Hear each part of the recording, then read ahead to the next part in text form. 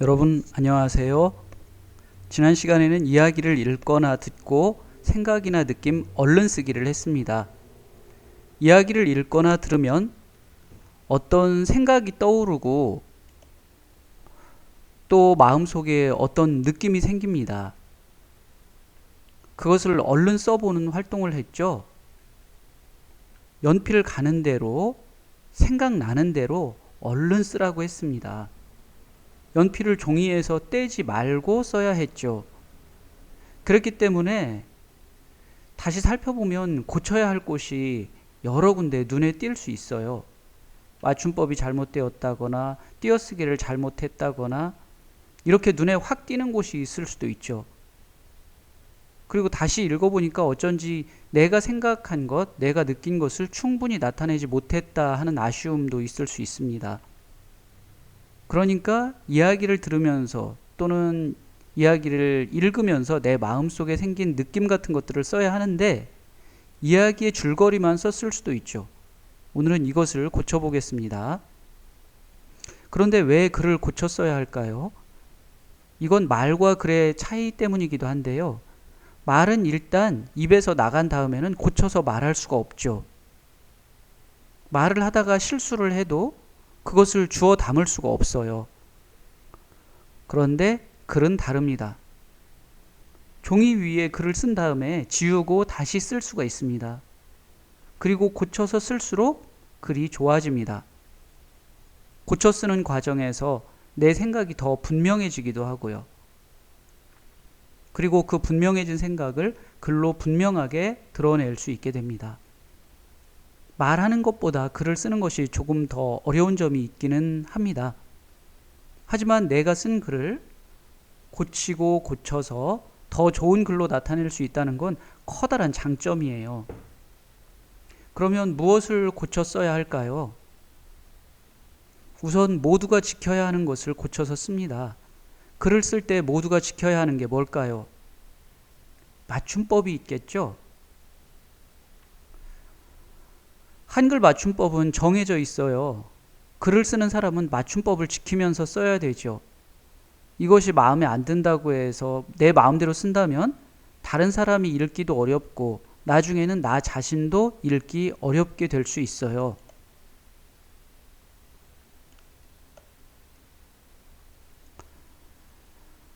자, 또 띄어쓰기도 모두가 지켜야 하는 규칙 중에 하나예요.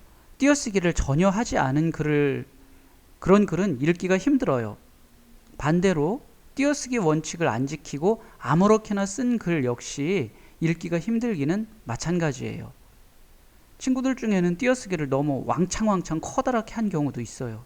그렇다면 고쳐야 됩니다. 이렇게 맞춤법과 띄어쓰기는 글쓰기를 할 때 모두가 지켜야 하는 규칙입니다. 이것을 고쳐서 쓰도록 하는 거죠. 그 다음에는 내 눈에 띄는 것을 고쳐서 씁니다. 다른 사람 눈에는 잘 안 띄더라도 내 눈에는 잘 띄게 그런 것이 있을 수 있어요. 잘 띄는 것이. 지난 시간에 선생님이 숙제를 냈죠. 얼른 쓰기 한 것을 하루에 한 번씩 다시 읽어보라고 말이죠. 그리고 어떤 것을 고치면 좋겠는지 하루에 한 개씩 찾아보라고 말이죠. 그렇게 하다 보면 고쳐서 써야 하는 것이 내 눈에 띄게 됩니다. 이 글은 생각이나 느낌을 쓰는 글입니다. 마당을 나온 암탉 이야기를 읽고 내 안에 떠오른 생각이나 느낌을 쓰는 거라는 말이죠. 그런데 간혹 친구들 중에는 이 생각이나 느낌을 안 쓰고 이야기의 줄거리만 쓰기도 해요. 그렇다면 이것은 고쳐야 될 점입니다. 자, 이 활동지를 한번 보겠습니다. 이야기 줄거리 대신에 내 생각이나 느낌을 써야 되겠다. 그렇게 생각할 수 있죠?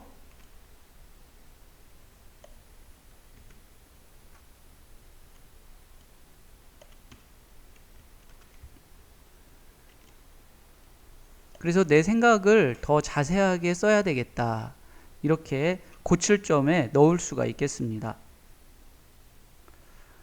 이렇게 하루에 한 개씩 내 글에서 고쳐야 할 점을 찾았을 거예요. 그래서 뭐 바른 글씨로 써야 되겠다 쓴 친구도 있을 테고요. 또 여기에 다양하게 여러 가지 고칠 점을 쓴 친구들이 있겠죠. 그렇게 하다 보면 뭐 일주일이 7일이니까 고칠 점을 7개 이상은 찾았을 거라고 생각이 들어요. 그러면 지난번에 얼른 쓰기 한 것 그 주변에 빈 공간에다가 그래서 고쳐야 될 점을 찾아보도록 했는데요.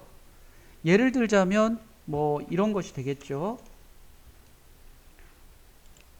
여러분들이 여기에다 옮겨 쓰는 거예요. 선생님은 지금 간단하게 예를 들어주는 거예요. 느낌을 나타내는 낱말을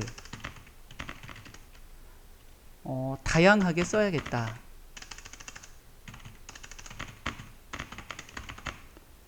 이렇게 고치고 싶어요. 또 뭘 찾았냐면 양이 적어요. 양이 적은 친구들이 좀 있거든요. 그래서 얼른 쓰기 글의 양을 충분하게 더 쓰기, 이걸 고치기로 했다. 이렇게 써도 좋아요. 자, 또 내 마음을 진실하게 쓰기, 이걸 고치고 싶어요.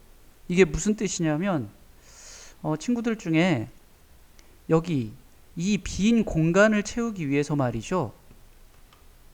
여기 이 빈 공간을 채우려고 내 마음과는 관계가 없는 그런 말을 썼을 수도 있어요.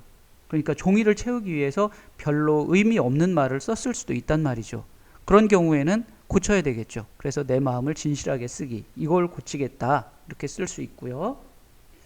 또 더러 비슷한 말을 반복해서 쓴 경우도 있을 수 있어요. 그럴 경우에는 반복되는 말은 빼기, 이렇게 쓸 수 있겠죠. 그리고 아까 선생님이 누구나 지켜야 될 것이 있다 그랬는데, 그런 것들 맞춤법에 맞게 쓰기, 이것을 고치기로 결정할 수도 있어요. 또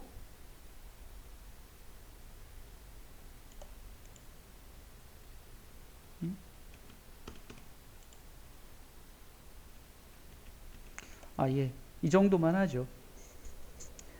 또 띄어쓰기를 고칠 수도 있겠고요.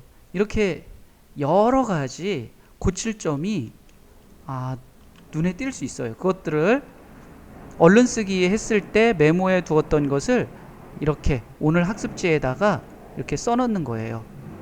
빈 동그라미 안에.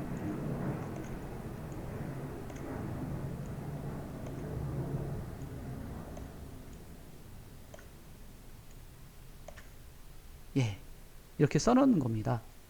그리고 마지막으로 한 가지 더 욕심을 내자면요, 바른 글씨로 써달라는 거예요. 사실 글씨에는 우리 마음도 담기는 법이에요. 그래서 또박또박 바르게 썼을 때와 되는 대로 막 엉망으로 썼을 때 우리의 마음가짐은 분명히 다를 거예요. 그러니까 바른 글씨로 쓰는 것도 중요해요. 지난 시간에 얼른 쓰기를 할 때 연필 가는 대로, 생각나는 대로 빨리 썼기 때문에 글씨가 가지런하지 않을 수 있어요.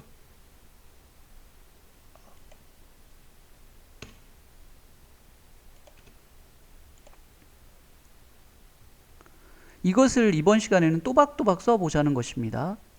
물론 중요한 것은 글씨 모양이 얼마나 예쁘냐, 이것보다 내용이 얼마나 충실하냐, 이게 중요하죠. 하지만 글씨는 내용을 담는 그릇이라고 할 수 있어요. 좋은 음식도 깨끗하고 고운 그릇에 담으면 훨씬 보기 좋고 맛도 나는 것 같죠? 글쓰기도 비슷해요. 바른 글씨로 고쳐서 써보세요. 영상이 끝난 다음 차분하게 앉아서 꼭 고쳐서 써보세요. 자, 여러분들은 바로 이곳에다가 바르게 고쳐 써보기를 하는 것입니다. 자, 여러분들이 아까 쓴 거 있죠? 이런 것을 내가 고치면 좋겠다 하고 쓴 것을 보면서 이곳에다가 바르게 고쳐 쓰기를 하면 되겠습니다. 그러면 차분하게 앉아서 그렇게 해 보시기 바랍니다. 네, 여러분 수고했습니다.